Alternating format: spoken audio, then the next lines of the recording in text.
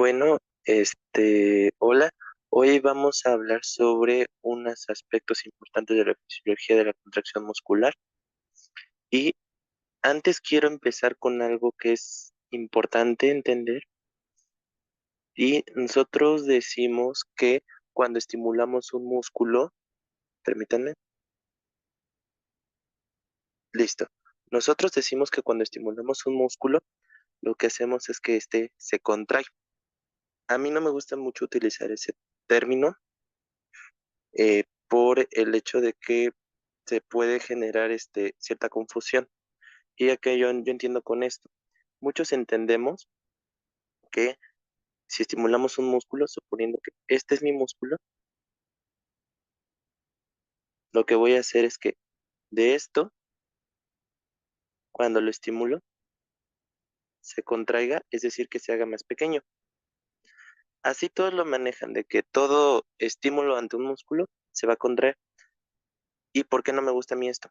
Porque no podemos, porque hay unos conceptos que, bueno, un principio que debemos entender que no toda estimulación va a hacer que un músculo haga esto, es decir, que se acorte su longitud.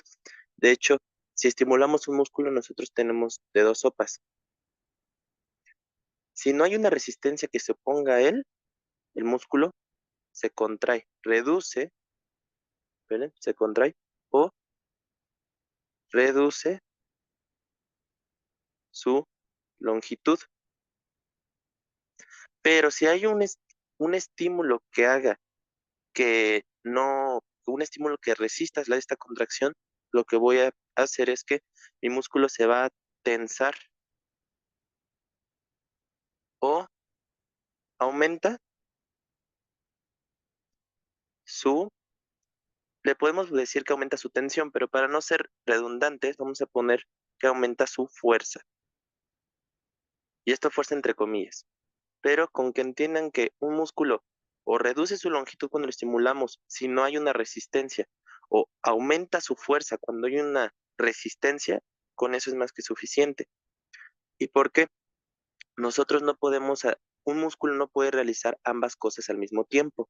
Si yo estimulo el músculo, lo que tiene que pasar es alguna de estas dos cosas, no pueden suceder ambas al mismo tiempo. ¿Y esto por qué? Lo voy a ejemplificar. Voy a poner que esto es un brazo a 90 grados y esta es su manita.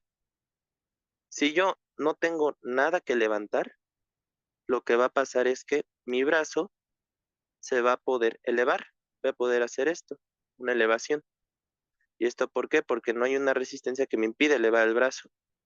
Por lo tanto, aquí no tengo que aumentar la fuerza porque yo solito puedo levantar mi brazo. Así que hay una reducción de la longitud, pero no hay un aumento de la fuerza. En cambio, si yo tengo lo mismo en mi brazo, pero ahora le quiero poner algo muy pesado, vamos a suponer que yo lo que quiero es ir al gimnasio y me pongo a levantar unas mancuernas. Para que no sepan a qué me refiero con las mancuernas, son las pesas chiquititas para los brazos, o sea, que no son como la pesa grandota, sino nada más una pesa chiquita, esas son las mancuernas, y la quiero levantar, no sé, de 14 kilos. Yo que como tal no acostumbro a levantar pesas, ¿qué es lo que va a pasar? Antes que suceda esto, mi músculo lo que tiene que hacer es tensarse, es decir, lo que va a pasar es que tiene que aumentar su fuerza, y esto lo voy a representar así. Va a tener que aumentar la fuerza de mi músculo antes de que yo pueda levantar la mancuerna. De hecho, le voy a poner el mismo color. Va a tener que aumentar la fuerza o la tensión de mi músculo antes de que yo pueda levantar la mancuerna.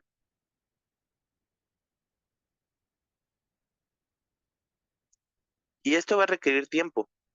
No puedo pasar no puedo hacer que este aumento de la fuerza sea súbito, tiene que pasar cierto tiempo. Por eso, cuando nosotros comenzamos a levantar pesas, primero no levantamos directamente el brazo, sino que primero tenemos que hacer que nuestro músculo se estimule lo suficiente como para aumentar dicha fuerza Y después, ya que superamos este umbral de fuerza, es decir, yo necesitaba, yo, mi mancuerna tiene, 14 kilogramos de peso. Y para levantarla, mi brazo necesita generar una fuerza suficiente para levantar esto, pero sorpresa, después de cierto tiempo, ahora genere suficiente fuerza para levantar 14.1 kilogramos. Es decir, ya mi brazo superó lo que necesitaba para aumentar superó la fuerza necesaria como para levantar esta mancuerna. Así que después de que llego a este umbral, a lo que va a pasar es que mi brazo va a seguir con la fuerza a la que llegó, pero ahora sí se va a poder levantar. Y aquí tengo la mancuernita. ¿Y qué es lo que pasa aquí? En este punto lo que pasó es que yo aumenté la fuerza, específicamente aumenté la tensión de mi músculo, pero no reduje la longitud, no hubo una reducción de la longitud.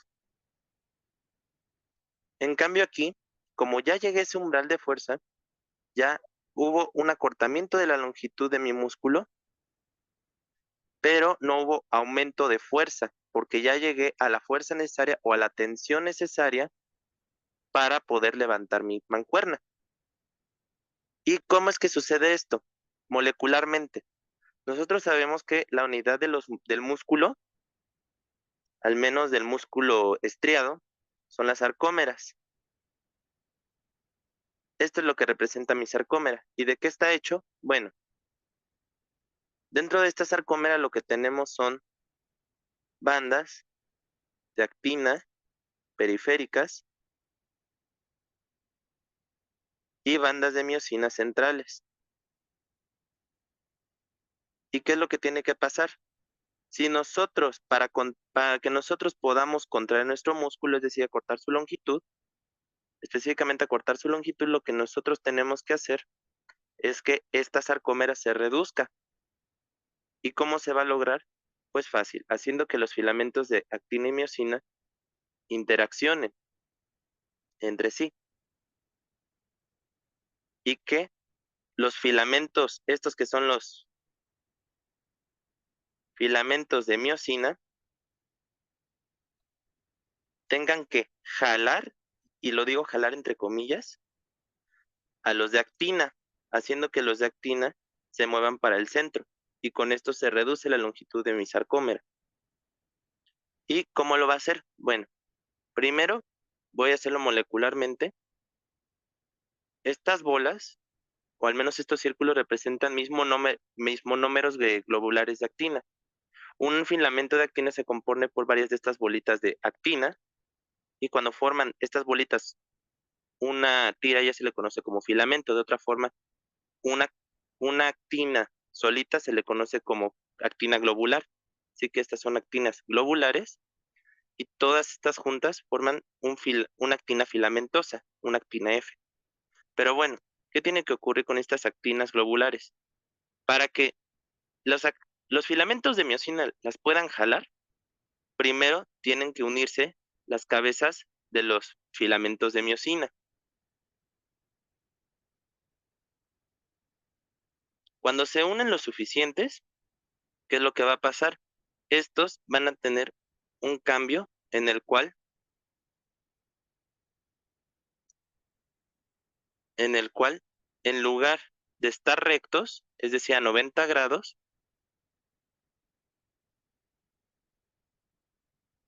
van a estar rectos. Voy a hacerlo lo más rectos que pueda, más o menos. Van a formar un ángulo agudo.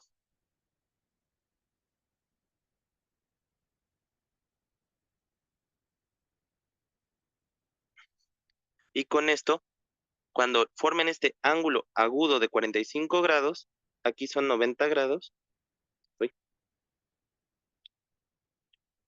van a tirar a los filamentos de actina hacia el centro. Suponiendo que estos componentes sean los filamentos de actina y de miosina de mi lado izquierdo, pues evidentemente la actina tendrá que ser jalada hacia el lado derecho, que sería el centro. Y esto es lo que tendría que pasar en una situación en la cual yo no tengo resistencia, esto.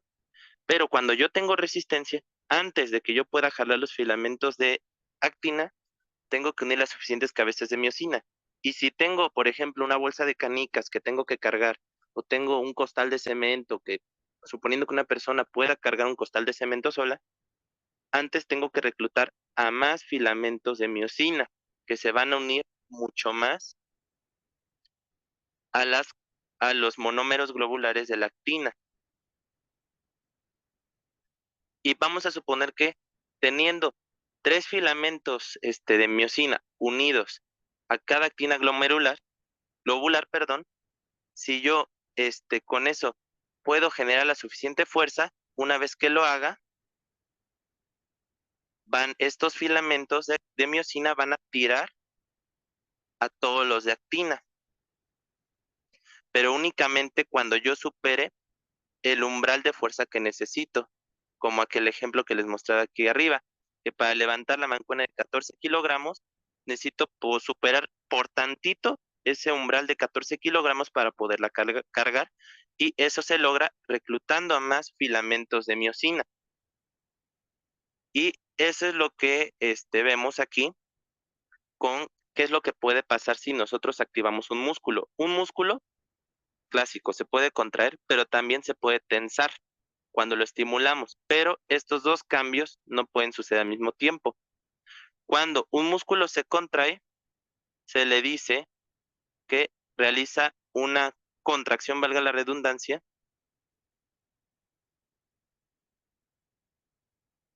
isotónica.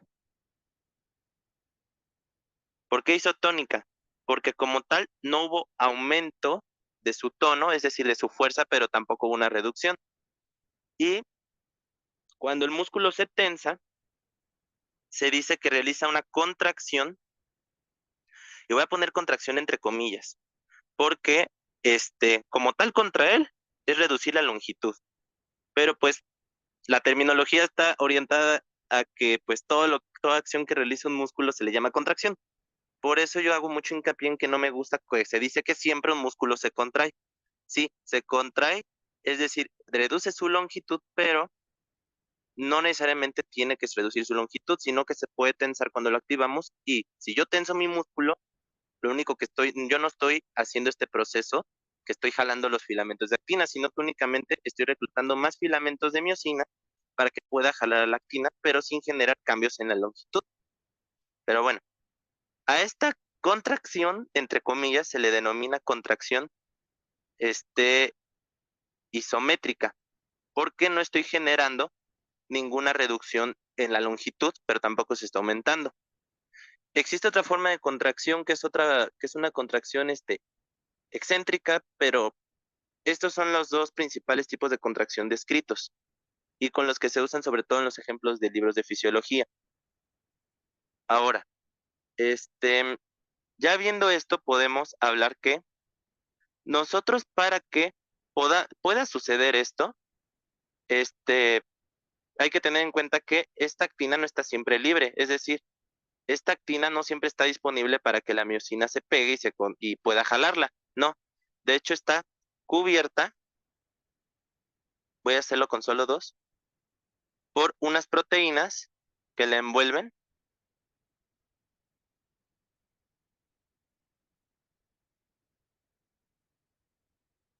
y forman como un espiralito que se le conoce como tropomiosina.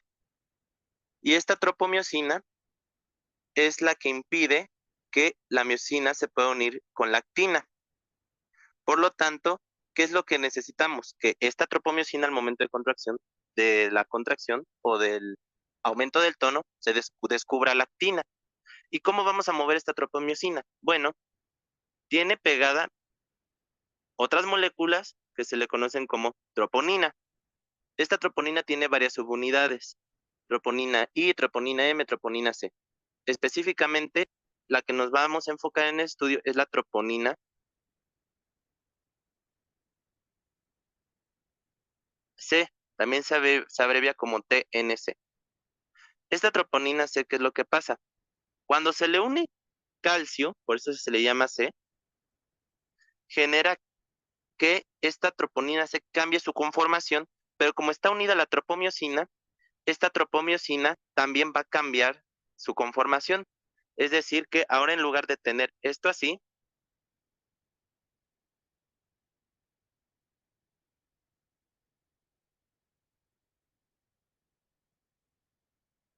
vamos a hacer que la tropomiosina se barra.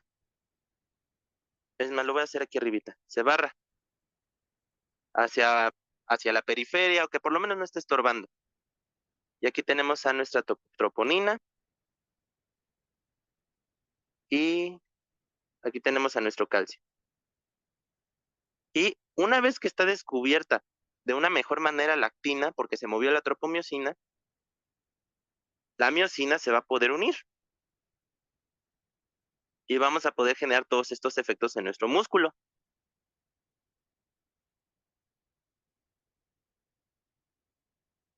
Así que pues esta es la forma en la cual nosotros podemos hacer que nuestro músculo se pueda contraer o aumentar su fuerza o su tensión. Y aquí hay un esquema de cómo funciona todo esto. Primero vamos a partir de aquí. Para que la miosina se pueda unir, perdón, a la actina, necesitamos que haya calcio. Y estas moléculas moradas es el calcio. Una vez unido el calcio, ¿qué es lo que va a pasar? Lo que va a pasar es que estas bandas, que son la tropomiosina, las va a barrer, de hecho ya están barridas aquí, y van a hacer que la miosina se una a la actina. Y automáticamente eso va a hacer que la miosina se pegue a la actina como vemos aquí. Pero, ¿y qué es lo que pasa? Si no hay una resistencia, va a generar esto, que en lugar de ponerse a 90 grados, va a generar un ángulo de 45 grados. ¿Y qué es lo que pasa? Esto es la forma en la cual actúa la miosina y de esta forma está estable, se podría decir. Este enlace que forma estable entre actina y miosina se le conoce como puente cruzado.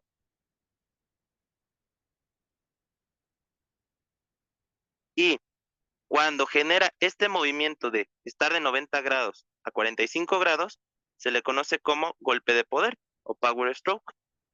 Pero ¿qué es lo que pasa? Esta actina no se va a poder separar de,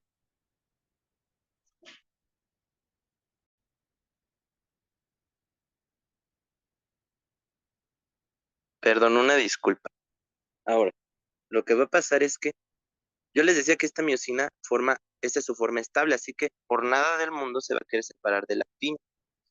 Pero si si nosotros no podemos separar esta actina, no va a poder generar otra vez este ciclo, porque necesitamos que se repita este ciclo muchas veces para que nosotros podamos contraer nuestro músculo. Así que, ¿qué es lo que pasa? Necesita unirse a esta miosina un ATP y este ATP hace que la actina se despegue que diga que la miosina se despegue de la actina y vuelva a tomar su conformación de 90 grados. Y esto lo va a hacer cada vez que se necesite contraer nuestro músculo sin resistencia. Es decir, de 90 grados se une,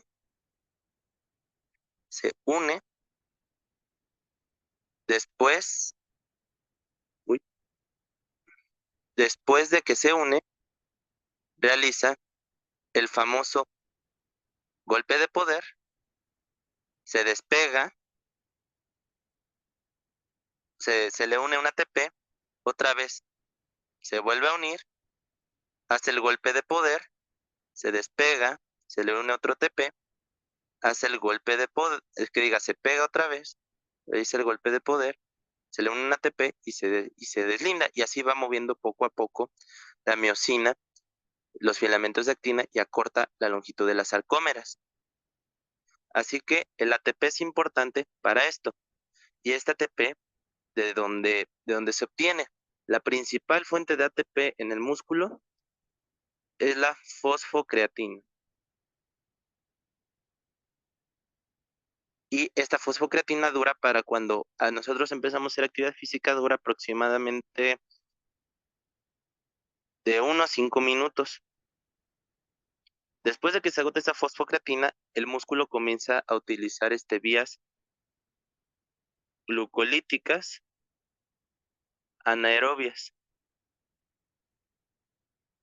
que es más o menos lo que toma va a ser los primeros 30 minutos de nuestro ejercicio. Y después que se acaban, que las reservas glucolíticas anaerobias no son suficientes para establecer la energía necesaria que necesita el músculo para generar todo este ciclo, va a recurrir a las vías glucolíticas aerobias.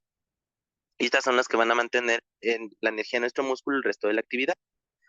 Y de hecho, hay un fenómeno en los cadáveres que lo que pasa es que conforme se agota, en la primera media hora más o menos, después de muerto el cadáver, incluso hasta creo que se puede extender a unas horas, pero lo que pasa es que los músculos empiezan a poner muy rígidos. Es decir, si yo quiero levantar el brazo de un muerto, no lo voy a poder hacer, al menos en un inicio, porque va a estar rígido porque los filamentos de miocina no se pueden despegar de los de actina.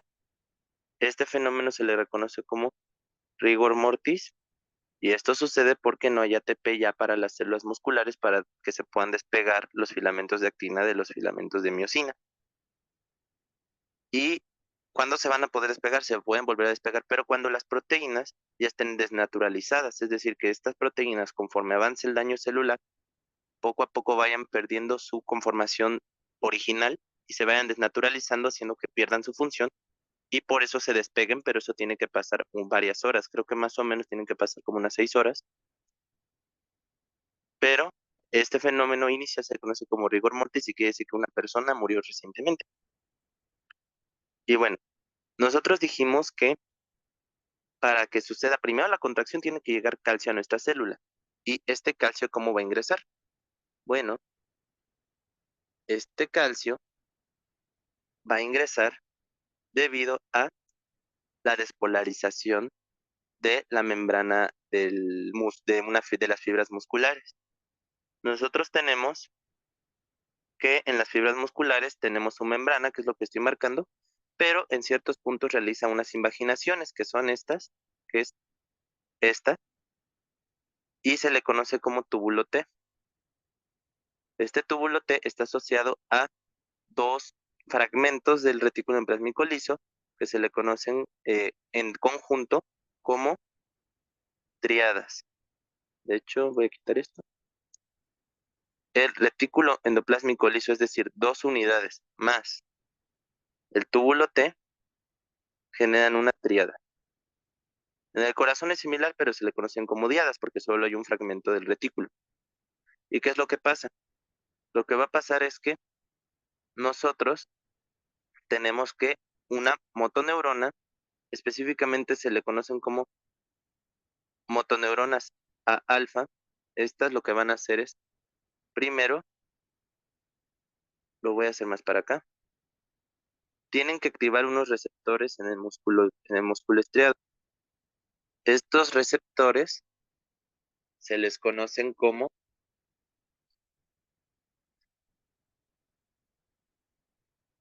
receptores nicotínicos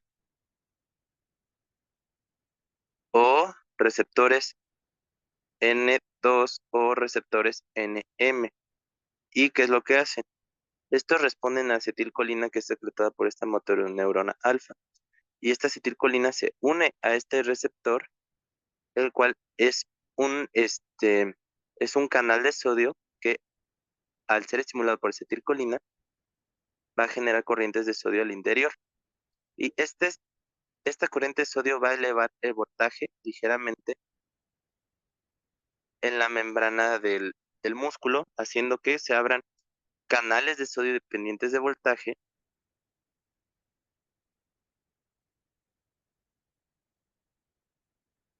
y ingrese más sodio y se genera un potencial de acción. Posteriormente, todo este potencial de acción se va a propagar hasta los túbulos T y estos túbulos T van a activar a unas proteínas que también son dependientes de voltaje, pero se les conoce como, bueno, en general son canales de calcio dependientes de voltaje, pero también se les conoce como canales de calcio tipo L o también receptor de rianodina. Digo de rianodina, de dihidropiridina. Estos receptores, ¿por qué se les llamó receptores? No porque la dihidropiridina los active, sino que si se les pone dihidropiridina o un análogo, se bloquean. Curioso. ¿Y qué es lo que va a pasar? Estos van a hacer que ingrese poco calcio, poco, muy poquito, apenas perceptible, dentro de la célula. Pero esa no es su principal función. Su principal función es activar estos que son receptores de rianodina. Igual, se les llama receptores de rianodina porque si se les aplica rianodina se bloquean. Y cuando están activados, estos abren su compuerta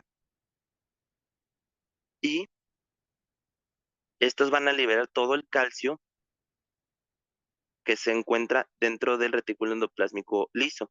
Lo van a liberar hacia la membrana, que diga, hacia el citoplasma, el sarcoplasma. Y una vez en este sarcoplasma, este calcio del REL es lo que me va a permitir, este calcio del REL es lo que me va a permitir generar la contracción de mi músculo y que se haga todas las funciones que tengo que realizar. Y esto es lo que pasa. Entonces, este receptor de dihidropiridina, como está muy asociado al receptor de rianodina, cuando este se activa, activa el de rianodina, y con eso va a permitir la salida del calcio del REL y se va a permitir todo este fenómeno del ciclo de contracción. Pero, ¿qué es lo que pasa? Este calcio lo tengo que meter en algún lugar. Así que este calcio, lo que sucede es que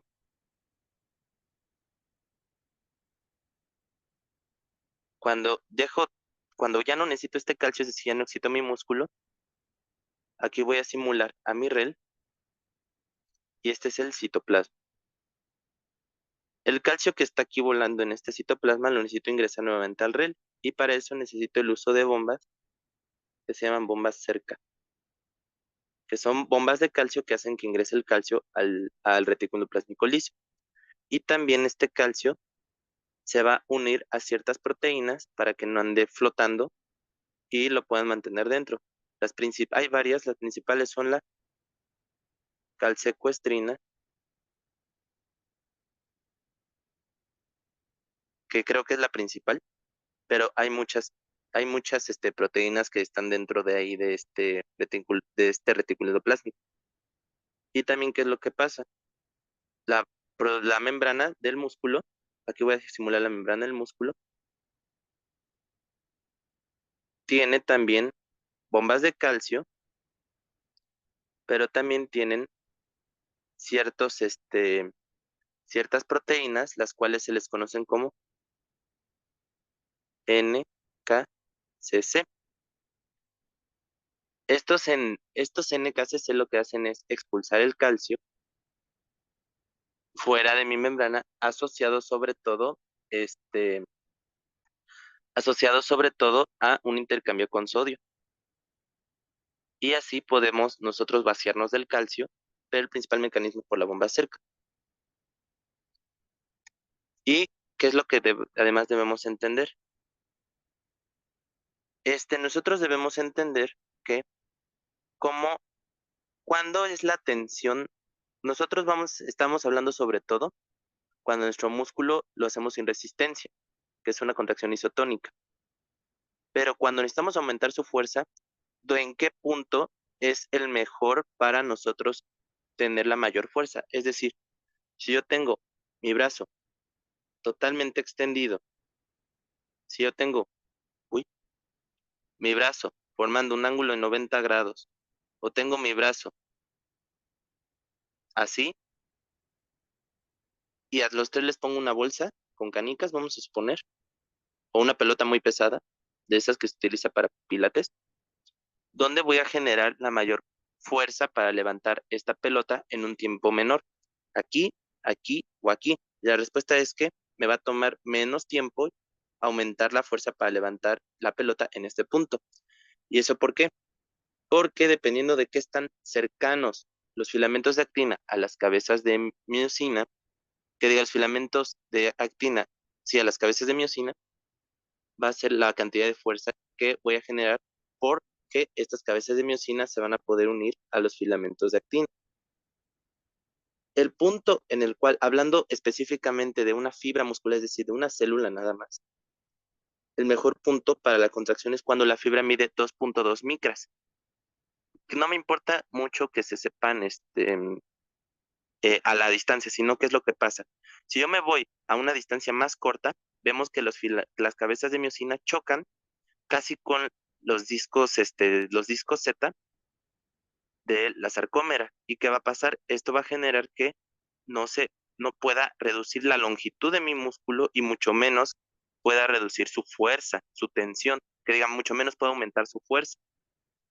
Y como estoy aquí en un punto en donde apenas las cabezas de miosina pueden tocar bien a los filamentos de actina, de hecho estos se sobreponen, no voy a generar muy poca fuerza.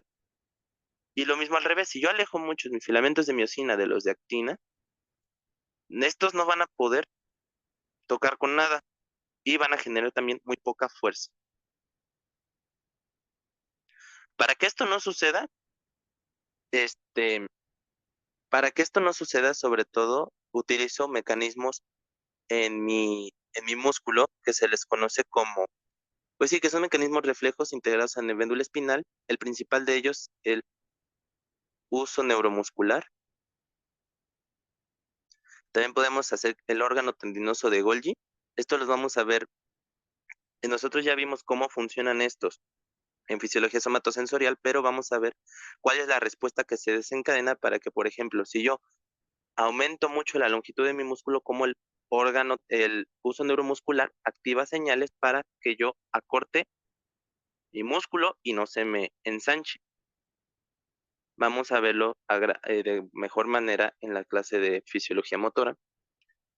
Pero esto es lo que pasa con una fibra muscular, es decir, con una única célula. Si yo lo quiero poner a nivel del músculo entero, recordemos que el músculo entero no solo es músculo, también tiene fascias, es decir, una cápsula de tejido conectivo y tendones.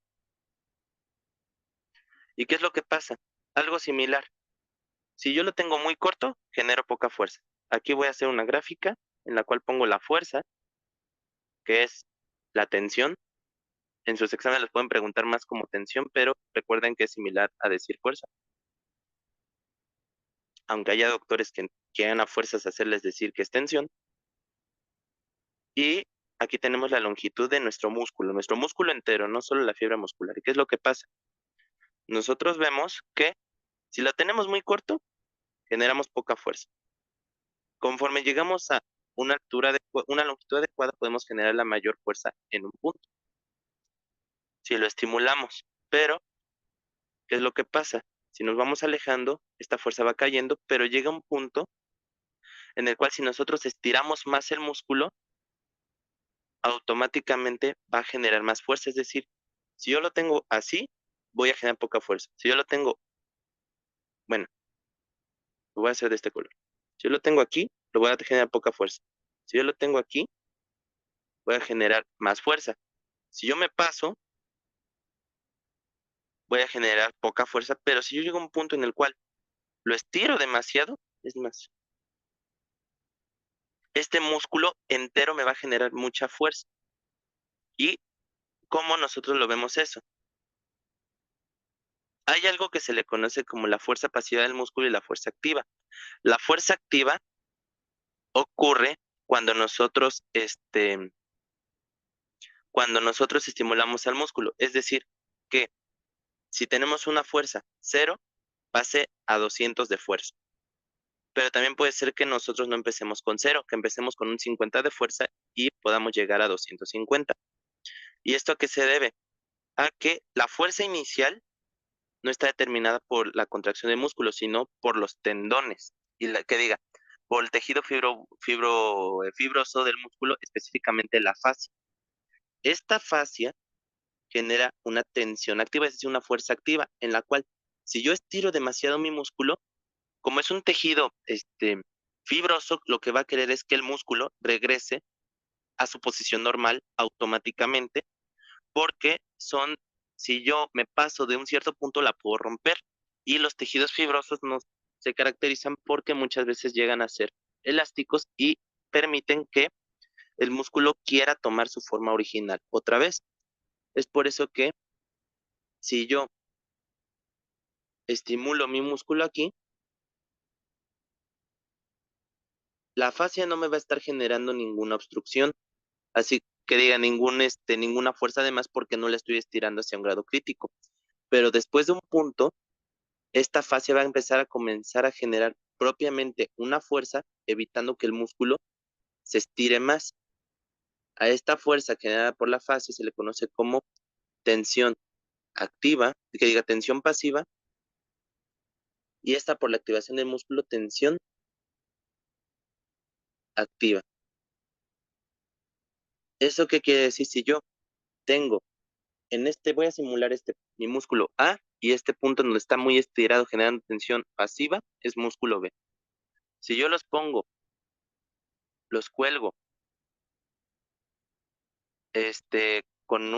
a una mancuerna muy pesada, vamos a poner 20 kilogramos, aquí esta es una pared, esto, este es un ganchito que tiene mi músculo, y está unida a otro ganchito que tiene una mancuerna de 20 kilogramos. Si yo aquí estimulo a mi músculo, lo que voy a generar es que mi músculo va a generar suficiente fuerza y posteriormente, pasada esa fuerza, se va a contraer.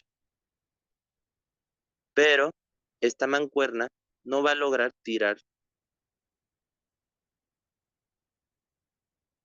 mi músculo para abajo cuando lo estoy contrayendo. En cambio, si yo esta mancuerna la pongo un músculo que está más estirado de lo que debería,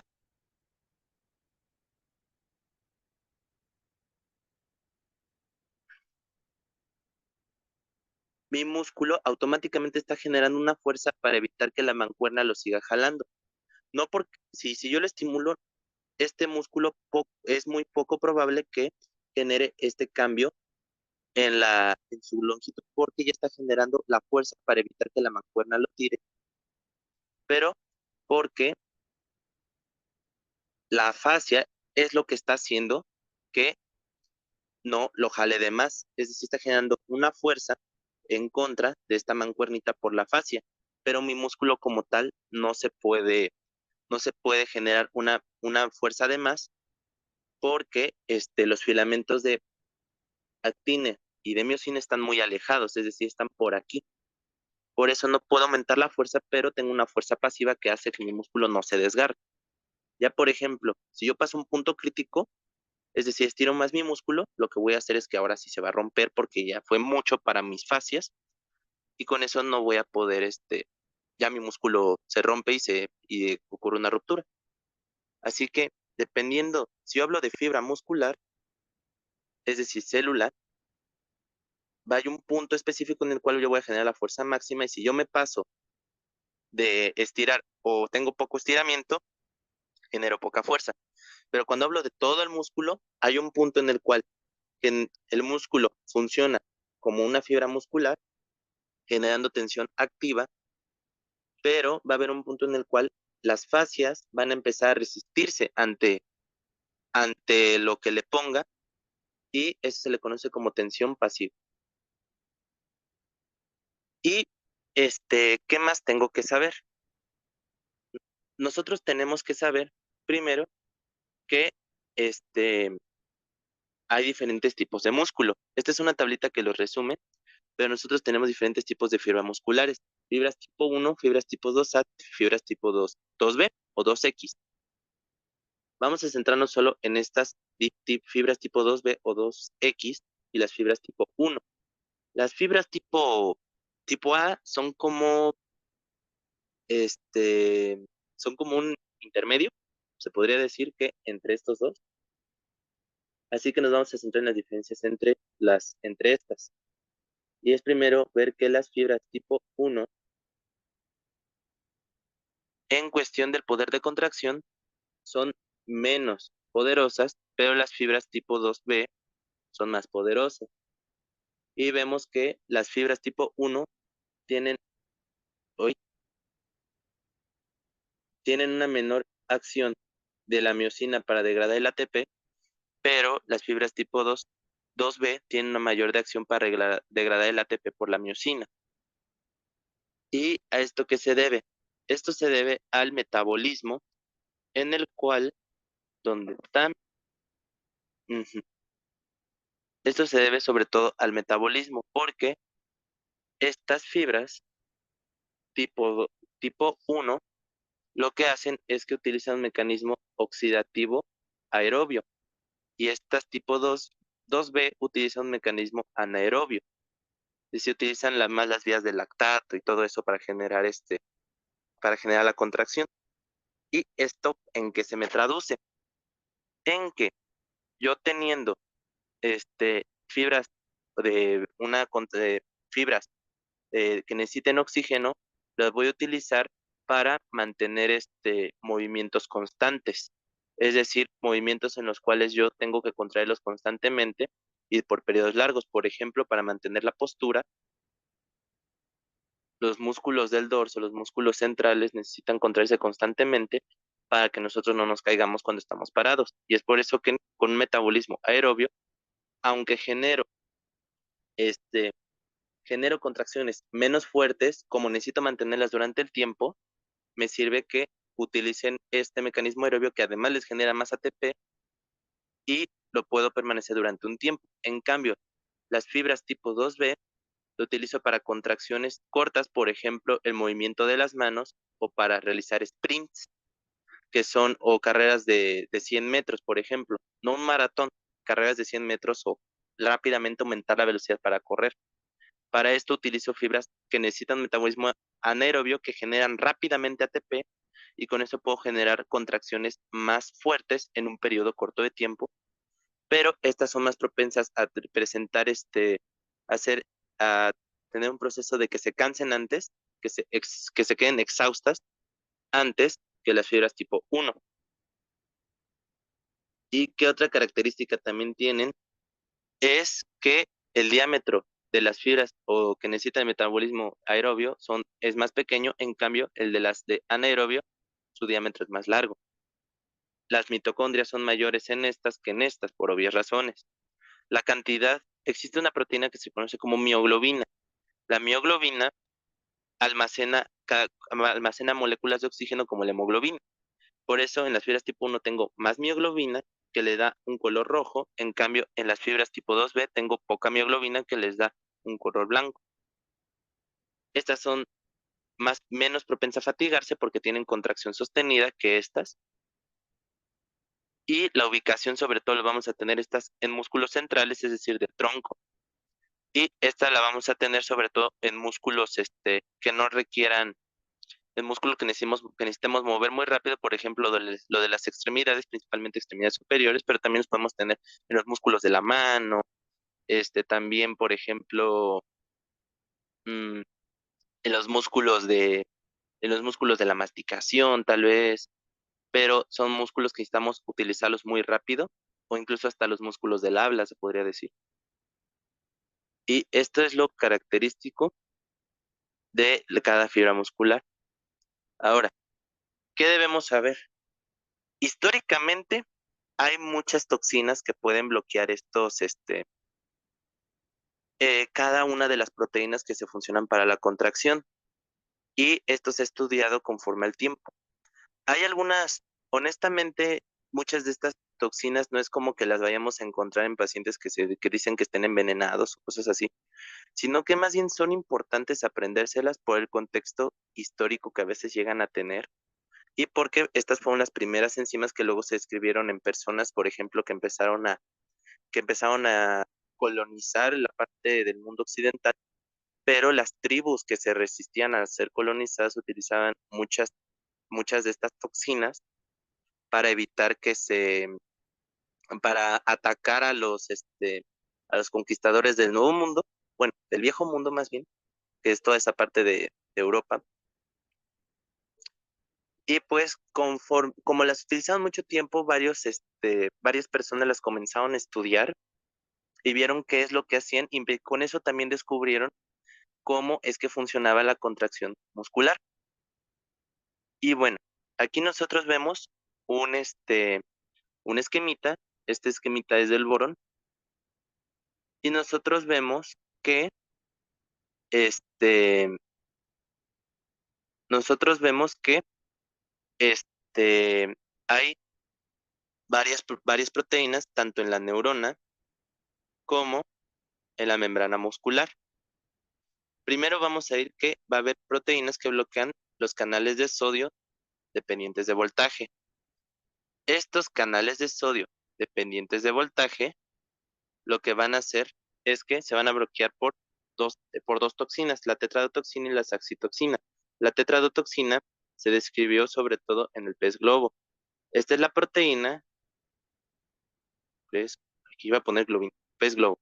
Este veneno lo que hace es que si te lo comes te empieza a bloquear estos canales de sodio dependientes de voltaje y tus neuronas se van a comenzar a apagar poco a poco. Por esto, cuando se come pez globo, tiene que ser como cortado específicamente porque si te comes una parte de las glándulas venenosas del pez globo te puedes morir. Pero cuentan que es un platillo que sabe muy rico. Yo no recomendaría comerlo por el riesgo, pero si quieren adentrarse, háganlo. Pero la tetrodotoxina bloquea estos canales. ¿Qué tenemos también? Vamos a tener que hay otras proteínas, otros venenos, por así decirlo, que se le conocen como la dendrotoxina, que bloquea los canales de potasio, conotoxina, que bloquea los canales de calcio, pero aquí también vamos a ver que, vamos a ver en nuestro músculo que hay otras toxinas, entre ellas que bloquean el canal receptor de acetilcolina, el receptor nicotínico.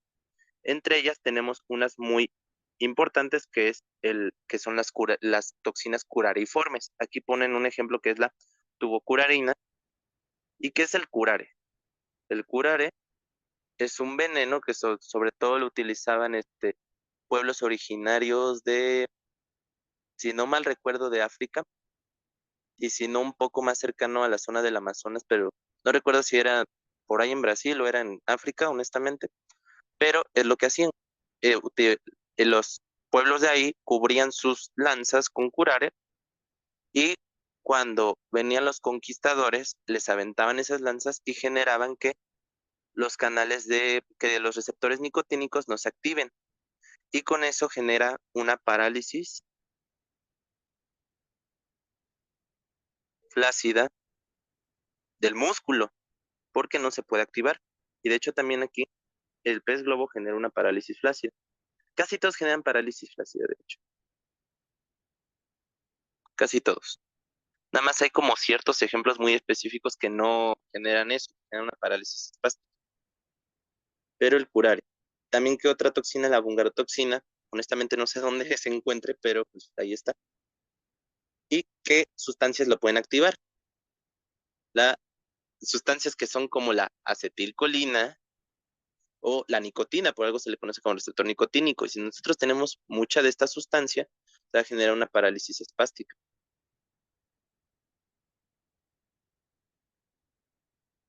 Pero que también nos puede generar una parálisis espástica, aquellas toxinas que inhiban la acetilcolinesterasa. La acetilcolinesterasa lo que hace es degradar la acetilcolina liberada en el espacio sináptico entre neurona motora y músculo. Y entre ellas tenemos a la fisiostigmina y los órganos fosforados. Los órganos fosforados lo que hacen es que, de hecho voy a poner esto, los órganos fosforados son los que se encuentran en los insecticidas y es por la razón por la cual el mosquito se muere. Le das acetilcolinesterasa y se le paralizan los músculos con una parálisis espástica. Pero los granjeros o las personas que se dediquen al campo que utilizan estos órganos fosforados se pueden envenenar y puede ser que también les ocurra este, un evento similar. Así que pues, honestamente, esto sí puede suceder que les llegue una persona envenenada por por usar órganos fosforados porque se dedica al campo. Que también otro, otro parecido a la fisiostigmina es la neostigmina. Y la neostigmina genera exactamente lo mismo, genera inhibición de la acetilcolinesterasa. Y bueno, eso es lo que tenemos hasta ahorita. Pero también tenemos otras toxinas importantes, que es la toxina botulínica y la toxina tetánica, y estas las voy a poner aparte. La toxina tetánica lo que hace es que ambas son toxinas que atacan neuronas, de cajón. La toxina tetánica de Clostridium tetani lo que ataca son que digan neuronas, pero no son motoneuronas, son neuronas que liberan glicina. Glicina discutimos en algún punto que es el principal, ¿cómo se le llama? Principal neurotransmisor inhibidor, pero del sistema nervioso a nivel de médula espinal. No es el GABA. El GABA es más arriba en el encéfalo. Pero en el sistema, la médula espinal va a destruir células que liberan glicina, específicamente va a destruir células, estas células se les denomina como células de Renshaw, que igual en un momento se los comente. Y estas células de Renshaw, cuando estén inhibidas, lo que van a generar es que generan un control sobre la motoneurona alfa, haciendo que ésta no se contraiga cada rato. Y si yo tengo estas destruidas, va a hacer que la motoneurona se contrae, se active y contraiga el músculo, generando una parálisis espástica. En cambio, con la toxina botulínica, liberada por Clostridium botulino, lo que hace es que ataca ahora las motoneuronas alfa y inhibe que se libere acetilcolina y genera una parálisis, pero que diga, no, flácida, de mi músculo. ¿Qué también otros inhibidores nosotros podemos tener? Nosotros vamos a tener,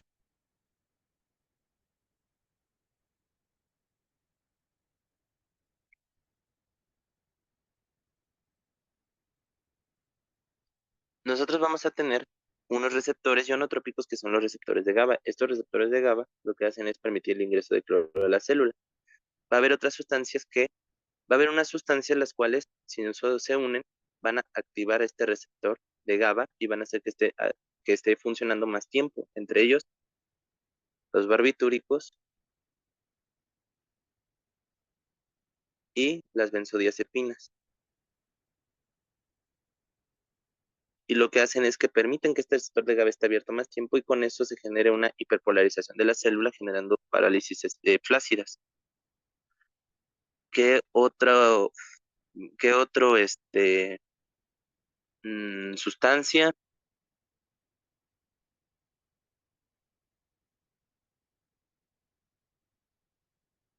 Creo que serían todas. Nada más me faltaba esto de los barbitúricos. Ah, y los anestésicos locales. Los anestésicos locales también van a actuar al nivel de la tetradotoxina, por ejemplo, lidocaína. Van a permitir parálisis flácida, pero sobre todo están relacionados con inhibir el dolor cercano a las terminales nerviosas periféricas. Pero la lidocaína puede generar eso. Y ya como tal serían los importantes. Y nosotros vamos a tener sobre todo, vamos a tener dos enfermedades, por así decirlo, que están, que sobre todo están relacionadas a ciertos ataques que se ataquen ciertas proteínas importantes para la contracción del músculo. Permítanme tantito.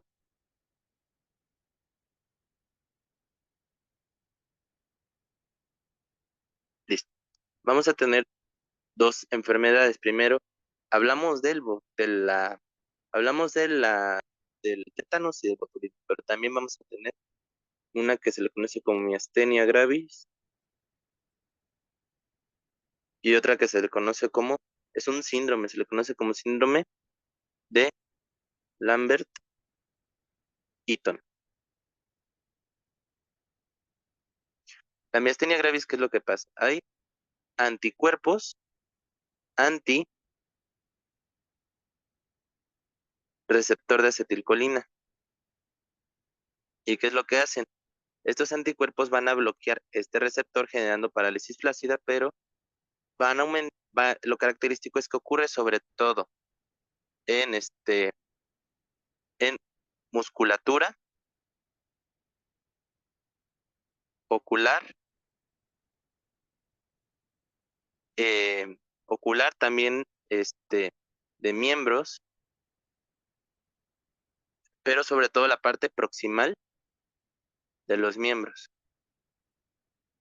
Y estas empeoran entre más uso el músculo. Entre más uso el músculo, empeora. ¿Por qué? Entre más activo este receptor de acetilcolina, van a generar que se recluten más de estos anticuerpos y van a bloquear más al receptor. Por lo tanto, luego lo que se hace para alguien que tiene miastenia gravis es decirle, por favor, rápidamente parpadeen. Y va a llegar un punto en el cual van a dejar de parpadear y tienen los ojos cerrados porque ya no pueden levantar más los ojos. Y el síndrome Lambert-Eaton genera anticuerpos anti-canal de calcio dependiente de voltaje. Estos anticuerpos, bueno, primero con qué músculos están relacionados, sobre todo a musculatura proximal, pero de miembros inferiores. Uy. Así que si no tengo este componente ocular y solo es en miembros inferiores, probablemente sea un síndrome Lambert-Eaton. Permítanme tantito.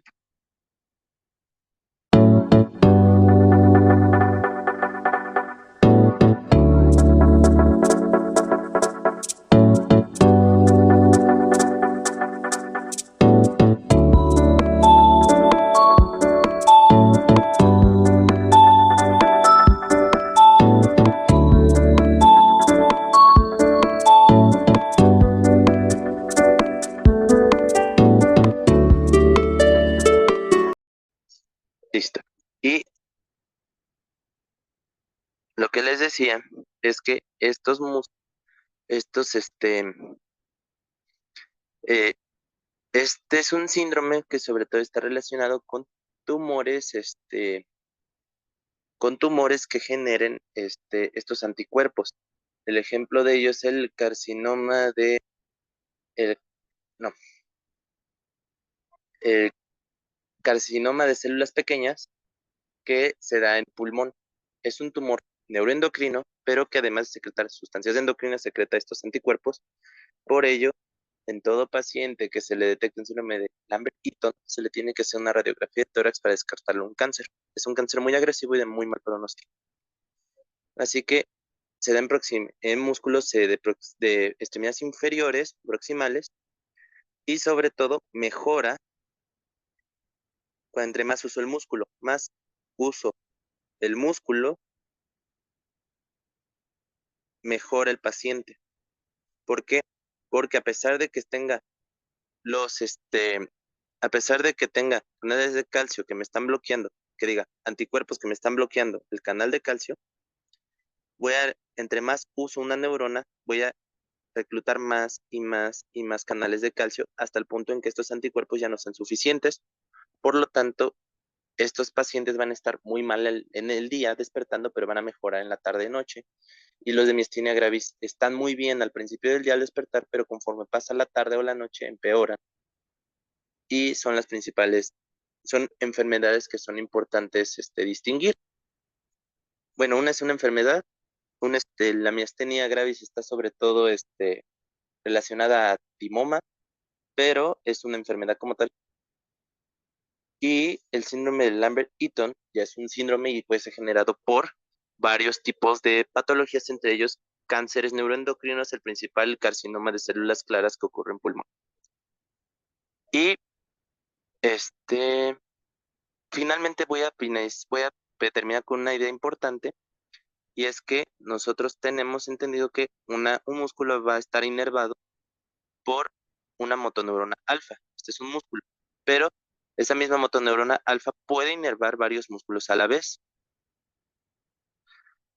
La cantidad Esta unidad entre motoneurona alfa y todos los músculos que inerva se le conoce como unidad motora.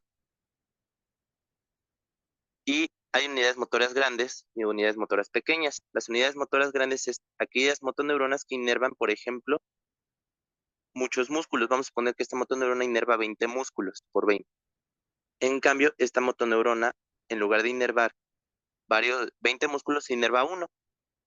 Esta motoneurona que inerva varios músculos se le conoce como unidad motora grande y esta que inerva pocos músculos, una unidad motora pequeña.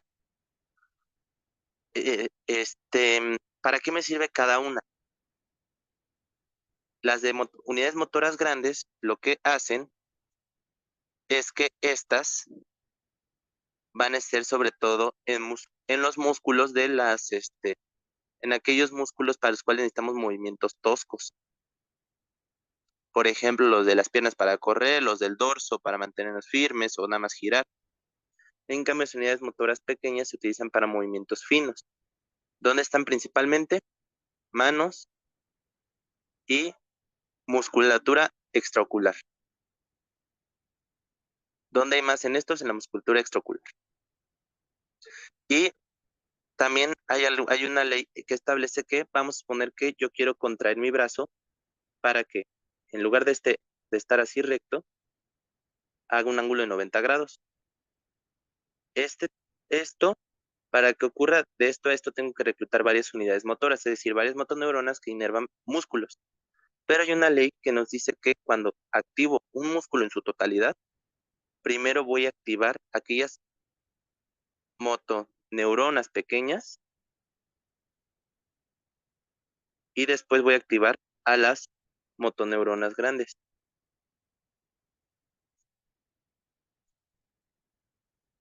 Esto se le conoce como ley de Henneman. Y listo. Es lo que debemos saber sobre fisiología muscular. Habrá más detalles que se deban aprender tal vez de músculo cardíaco, músculo liso. Mm, la verdad no es el músculo cardíaco lo van a ver después en segundo bloque, que es lo importante. El músculo cardíaco tiene un potencial de acción como el que vemos en espiga, lo tiene en meseta. Van a describir por qué después, pero esto se debe sobre todo a que durante la fase de repolarización, aquí en el de espiga, lo único que tengo es salida de potasio, pero aquí lo que ocurre es que mientras sale el potasio, entra calcio y también entra sodio.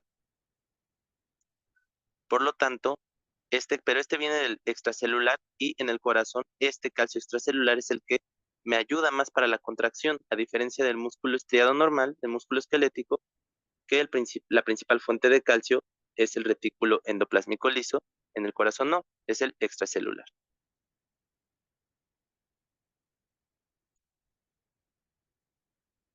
Extracelular.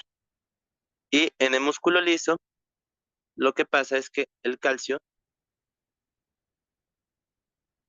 en lugar de unirse a la troponina C, se tiene que unir a algo que se le conoce como calmodulina, formando complejos calcio-calmodulina que después se van a unir a una proteína, una sinasa, que se conoce como CPK, sí, más o menos CPK, que lo que hace es que esta CPK, cuando se le une el complejo calcio-calmodulina, lo que va a hacer es fosforilar, vas fosforilar a las zonas a las zonas que tengan que tengan esto de tropomiosina, estas proteínas moleculares que regulan la unión de la actina a la miosina, y cuando la fosforile, lo que va a pasar es que la actina y la miosina se van a unir. Es la única diferencia. Y bueno, sería todo a grandes rasgos. Espero que les sirva y muchas gracias.